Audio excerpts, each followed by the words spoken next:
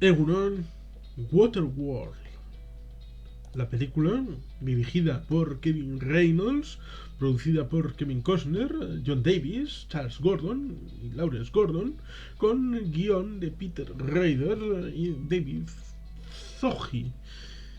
Es un guión original del señor Rader, originado en 1986, y que finalmente pudo ver la luz a mediados del año 1995. Esta película de unos 135 minutos de ciencia ficción habla de una realidad postapocalíptica y fundamentalmente para mayor gloria de Sir Kevin Costner, que veía como le faltaba un papel épico de esta categoría para dar empaque a su carrera cinematográfica. Digamos que en el año 1991 tuvieron Kevin Reynolds y el señor Costner un gran éxito, Robin Hood, el príncipe de los ladrones, con lo cual la química entre director y actor venía bien, pero digamos que esta película, gran película, superproducción, con música de James Newton Howard, una gran banda sonora que es interesante, aunque tampoco es que haya un elemento central épico como si lo hay en El Cartero, pero ya hablaremos del Cartero. Es una ida de olla muy entretenida. Digamos que es Mad Max en el mar. Una película que en principio tiene potencial para mucho más, pero hubo problemas desde el primer momento. ¿Qué problemas? Pues por ejemplo, cuando quieres ahorrar dinero con una interpretación del clima respecto a las zonas aledañas de Hawái donde vas a rodar. Sí, vamos a ahorrar en donde no toca cuando los 60 millones iniciales de presupuesto se te van a 220 millones. Porque haces un atolón artificial, evidentemente porque quieres rodar en algo real, cosa que honra. Les honra querer rodar en distritos reales y no en distritos digitales, como pudiera ser. Hay algún actor que ha llorado en el set diciendo delante de pantallas verdes que no se metieron a la interpretación para estar en una sala vacía y sin saber con qué están interactuando y no tener ni puñetera idea de lo que están haciendo. Actores veteranos que han llegado a caerse de rodillas y llorar. Pues aquí tenemos el caso contrario. Dos huracanes que se llevaron el atolón artificial, con lo cual el dinero se disparó. Es una superproducción que es de las más caras y en el momento de establecerse era la más cara que se había hecho en la historia, probablemente. Porque con ajuste de la inflación y teniendo en cuenta que Titanic, que costó 322 millones de dólares con el ajuste de la inflación, entonces era 200, y que podía haber servido ese dinero para hacer un Titanic completamente nuevo, es decir, habría salido más barato hacer una reconstrucción del Titanic que hacer la película Titanic. Pues tenemos que Waterworld, que con la inflación de los 172 millones de entonces, de 1995, ahora serían 292, sería algo parecido al costo de John Carter de 2012. Sería más cara la producción de Waterworld que Piratas del Caribe Dead Man's Chest, y más cara que Avatar, más cara que Batman contra Superman, más cara que solo una historia de Star Wars, más cara que la trilogía secuela de Star Wars, de la de 2015, 17, 19, más cara que King Kong. ¿Entienden, eh? Una película realmente cara de producir y que realmente tuvo muchos problemas a la hora de establecerse, y que eso acabó redundando respecto a la consideración del público respecto a la película, a pesar de que es cierto tiene unos problemas intrínsecos de guión y de forma de plasmar la película en la pantalla, que hace que no sea una película 10, no sea una película 5 estrellas. No lo es. Eso es cierto. El planteamiento, que puede ser, como dice algún experto, un Mad Max en el agua, es realista y es posible.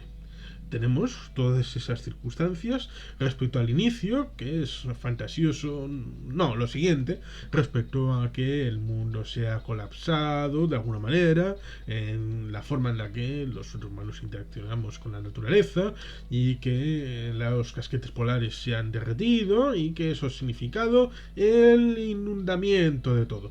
Vale, esto es parecido al diluvio universal, solo que de la mano del hombre, y como diría mi amigo Alberto Pleguezuelos, que lo ha dicho varias veces en su canal, no hay tanta agua en el mundo para hacer un diluvio universal. No hay tanta agua en el mundo para hacer un diluvio universal. No hay.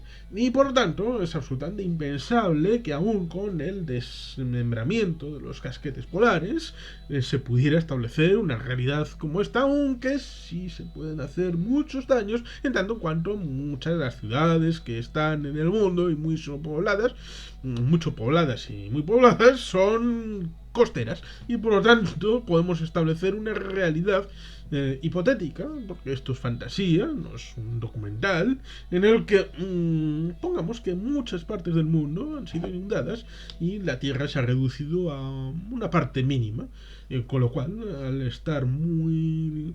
y sobre todo cuando se habla también en la película de una inversión polar, con lo cual es algo, porque han pasado formalmente 500 años desde el momento presente, estaríamos hablando en el entorno de 2500, es decir, 500 años en el futuro, pongamos 5 siglos, imaginemos que alguien del 1992 está hablando de los sucesos de 1492, con lo cual pueden hacerse una idea respecto a qué tipo de memoria colectiva puede haber de los sucesos de un lado al otro. Las cosas pueden pasar respecto a una forma cataclísmica, aunque claro, hay que echarle mucha imaginación, pero dejando de lado esa visión cristológica, es decir, bíblica, es decir, religiosa de la realidad del diluvio y de la posibilidad de un elemento que para que permita un Mad Max en el agua, tenemos un protagonista, el marinero, Kevin Costner, claro, con elementos muy interesantes y sugerentes respecto a la relación lingüística, la mezcolanza de lenguas, claro, dónde puede estar, dónde no puede estar. Aparece una ciudad sumergida que es muy interesante, con una zona de telesquí, con lo cual puede ser cerca de una estación de deportes de invierno, pero también hay un submarino que está metido ahí en unos edificios, unos rascacielos de tamaño medio, con lo cual puede estar cerca de las aguas, con lo cual te puedes plantear en qué parte del mundo será eso. Se van moviendo, van yendo por aquí, por allá, porque al fin y al cabo lo que quieren es recuperar en cierta medida al parte del mundo perdido, la tierra seca, la mitología, la niña, claro, de dónde viene, a dónde va, claro, son muchas preguntas que puedes hacerte y que están ahí establecidas. Los smokers y la religión, el diácono, cómo se organizan. Aparece un petrolero, un superpetrolero, lo cual es curioso porque el Santo Joe aparece en la imagen. ¿Quién es el Santo Joe? Pues el patrón capitán, el Exxon Valdez, que tampoco era necesario, aunque igual sí, que cuando se hunde vemos atrás Exxon Valdez, el desastre ecológico de 1987 en el sur de Alaska, con el derramamiento de los hidrocarburos que llevaba para acabar asesinando a muchas piezas naturales y muchos animalitos. Digamos que fue un elemento que impactó mucho, tanto que aparece en esta circunstancia un guión, como digo, que empezó a estructurarse en el año 1986, es decir, un año antes del Exxon Valdez, y seguro que tuvo su impacto en la psique del autor del guión original, y que es parte del guión de esta película. Pero como digo, es una película disfrutable, entretenida, en toda la parte inicial, con el trimarán, esa forma en la que nos introduce al personaje, vamos, si no te induce al amor por la vela y por la náutica, es que eres un robot y eres insensible y no mereces ni vivir, porque es algo absolutamente emocionante. La música, cómo se conjuga el plano, la secuencia, con la relación con la contraparte, el otro marinero, marinero, el que está ahí y le trata de tangar, porque lo vemos que ha estado encima del trimarán antes de que se encuentre después de subir por la captura y todo, como están los dos smokers ahí mirando, lo tenemos todo controlado, o tal vez no. Y después, como va en toda la película, respecto a los estolones, la chica, la no chica, es algo que está muy bien. Lo cual es curioso porque fue objeto de la dualidad. La dualidad a la hora de establecer esa realidad respecto a Waterworld, ¿era buena? ¿Era mala? ¿Era lo peor de lo peor? Pues ni una cosa ni otra. Era una película disfrutable. Era una película muy disfrutable. Que podía haber sido mucho mejor. Que tuvo muchos problemas a la hora de la producción y que tuvo muchos problemas a la hora de sacarla adelante y de venderla al público. Y por lo tanto, la chanza y el cachondeo era fundamentalmente a la hora de establecer esa realidad, en tanto en cuanto difícil que a la propia película. Y es una película que se llevó por delante la amistad de Kevin Reynolds y de Kevin Costner, porque a través de todas esas dificultades, Kevin Costner, que tenía la idea de ser el protagonista máximo y casi que en vez de ser una película coral, porque recordemos que en Robin Hood nos estaba Mary Steenburgen, estaba Alan Rickman, estaba al final Sean Connery, había el señor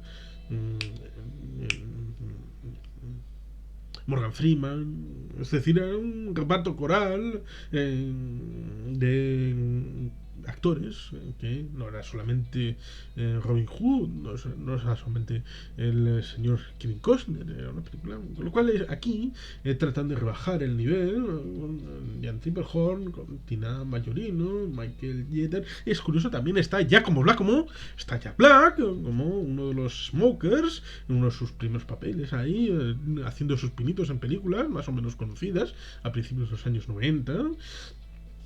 Pero vamos, que en aquel momento tal vez un Dennis Hopper en horas bajas, que aceptaba cualquier cosa por meterse harina en las narices, pues teníamos la idea esa de que Kevin Costner pues, tenía que ser el centro del show, y no lo fue, y además hubo dificultades, problemáticas y todo esto, con lo cual al final acabaron pegándose. Hay quien dice que incluso que acabó despidiendo a Kevin Reynolds y Kevin Costner acabó terminando de dirigir la película él solo. Bueno, a mí me basto y me sobro yo, todo lo hago yo porque me sacrifico por la producción. Pues la dualidad es que fue nominada a los Oscars como mejor sonido, en un premio que lo presentó un tal Steven Seagal, maravilloso héroe de la interpretación. Estaban nominados Steve Maslow, Greg Landamaker y Keith A. Wester por Waterworld, aunque al final se lo llevó Apolo 13, que fue la gran vencedora de esa sesión de los Oscars, junto con Braveheart, que se ganó el Oscar al mejor film y al mejor director en aquella sesión, pero Apolo 13 se llevó 2 Oscars, con lo cual es de la segunda película con mayores premios en aquella sesión de los Oscars. Pero es que también fue nominada al Saturn Awards como mejor película de ciencia ficción y mejores vestuarios. Fue nominado también al mejor elemento de efectos visuales, a los BAFTA, y también, por otro lado, fue nominada a los Golden Raspberry, es decir, a los Razzie, como peor película, como peor actor, como peor director para Kevin Reynolds y como peor actor de reparto para Dennis Hopper, que ganó el peor premio al peor actor. Lo cual es horrible porque aquí Dennis Hopper no hace más que de Dennis Hopper, que muchas de las películas que ha hecho han sido películas en las que Dennis Hopper interpreta a Dennis Hopper y no han sido nominadas a la peor interpretación por Dennis Hopper. Con lo cual es probablemente la fama en el ámbito negativo que le llevó a esa nominación y esa victoria, que no fue ni para la mejor película, ni para la mejor interpretación, ni para la mejor dirección, al revés, es decir, ya me entienden, la mejor peor, porque estaba Showgirls y Showgirls se lo llevó todo, la película aquella de Paul Verhoeven, que fue un cachondo porque fue a recibirlo en persona, porque es alguien divertido. Después haría la película Starship Troopers y volvería para los Países Bajos a seguir haciendo películas. Pero digamos que cuando se lo comenté a un colega, Rafa, pues bueno, pues me dijo natural, claro. Entre Waterworld y Showgirls, pues lógico que los Ratchis se lo llevará a Showgirls, porque es así que es muy mala película. Bueno, hay defensores de Showgirls, no vayamos a buscarlo porque sí, existen. Pero yo estoy aquí defendiendo a Waterworld como película disfrutable y entretenida y que luego fue lugar a temas de parques temáticos, una novela, videojuegos. Es decir, que fue un fracaso, pero a ver, cuidado, no perdió dinero, tuvo un desempeño de unos 264 millones de box office, con lo cual los cerca de 290 millones, pues está equilibrado porque estamos hablando de box office de 264, más luego hay que incorporar el tema de la distribución en copias domésticas, en televisión, más luego el tema de la novela, los parques temáticos. Es decir, que realmente al final esta producción de Waterworld no fue el agujero negro que pudo ser, por ejemplo, la Isla de las Cabezas Cortadas, que ya la Karoko venía un poco perjudicadita y ya fue la última. Vamos, que la Universal Pictures no se hundió por la película esta de Waterworld, a pesar de que tuvo sus problemas y que debió haber sido mejor y que probablemente de haber tenido una mejor visión, lo que tenía que ser, pues habría sido incluso el origen de una franquicia, porque la historia, si uno se acerca y se empieza a hacer preguntas de lo que está viendo uno dentro de la película, pues oye, ¿y esto por qué? ¿Esto por qué? ¿Esto a dónde va? ¿Qué pasa antes? ¿Cómo se llega al mundo ese actual? ¿Qué pasó con los smokers? Con de los atolones, incluso la religión que se establece, eso del reciclaje, ¿cómo es? Uno se va haciendo preguntas respecto al origen, del desarrollo y la posterior evolución de las circunstancias, incluso los que ya estaban en tierra, los que no estaban en tierra. Son muchas cosas que probablemente, si alguien quiere regalarme la novela, yo la leeré con mucha fruición y con mucho cariño. Probablemente tenga que leerla en algún momento.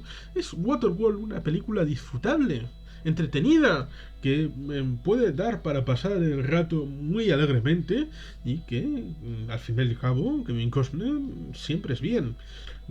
Y bueno, pues aquí está Waterworld de Kevin Reynolds del año 1995. ¿Cómo que no lo han visto? No puede ser. ¿Quién no ha visto Waterworld en algún momento de su vida? Es disfrutable, salvo que le tengan tirria al agua y que sean muy de interior y digan, no me voy a arriesgar con cualquier diluvio universal, vamos a ir adentro, tierra adentro. No, pues a poco que le guste el agua.